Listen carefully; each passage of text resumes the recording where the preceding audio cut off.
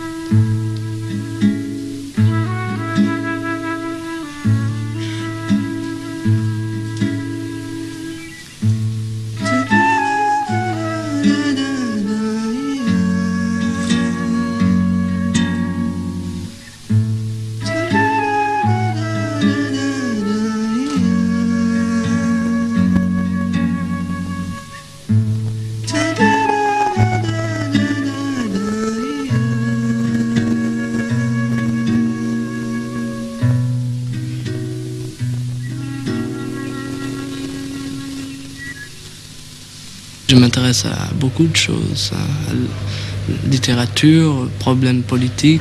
C'est évident qu'aujourd'hui, on ne peut pas être artiste sans être conscient des faits sociaux et les événements de politique. C'est normal qu'un artiste aujourd'hui soit plus ou moins dans le coup, je veux dire. Mais par définition, l'artiste, c'est toujours, de toute façon, c'est le renégat de la société, parce que c'est toujours celui qui innove ou qui détruit en essayant de reconstruire. Généralement, il ne reconstruit rien du tout, parce que l'art, c'est une destruction, de toute façon. Toujours, c'est la destruction de quelque chose. Et ensuite, ce qu'on fait, c'est détruit par autre chose. Tu veux dire que ça se renouvelle constamment et que pour se renouveler, on est obligé de détruire tout ce qu'il y avait avant parce que sans ça, il n'y a pas de place. Pas vraiment systématiquement, mais de toute façon, on est obligé de détruire. C'est-à-dire que moi, personnellement, je détruis mon image de jazzman en jouant maintenant avec Total Issue parce que c'est ça, parce que c'est mon évolution va dans ce sens-là, et parce que je détruis le personnage, Aldo Romano, jouant de la batterie comme ça, 1945. Qu'est-ce que vous pensez, vous, de la politique dans la musique? Des groupes qui font directement de la politique, c'est-à-dire certains groupes je trouve que c'est pas la peine de le formuler finalement, parce que la musique c'est de la politique, de toute façon c'est une certaine politique. En fait, la musique doit suffire à elle-même dans une grande part de mesure. C'est de la politique de toute manière. Enfin, au second degré, dans une certaine forme, on peut traduire une certaine idée politique dans des paroles, mais je suis pas pour le principe de l'afficher. Vraiment aujourd'hui, de jouer de la pop music, enfin la musique dite pop, c'est faire de la politique. Alors ça, maintenant, c'est à l'extrême droite ou à l'extrême gauche de choisir ce que... C'est-à-dire que les gauchistes peuvent dire que c'est de la musique de droite et les fascistes peuvent dire que c'est de la musique de gauchistes. C'est ça, c'est à eux de choisir. C'est au public de choisir où est la vérité. Moi, je sais pas où elle est. Et je crois que les gens ne se rendent pas compte souvent comment la musique est importante dans leur vie, et que sans la musique, il y aurait vraiment un vide dans la vie quotidienne et la vie de tous les jours. Et beaucoup de choses, je crois, surtout à Paris, qui pourraient être changées dans ce sens-là, positivement.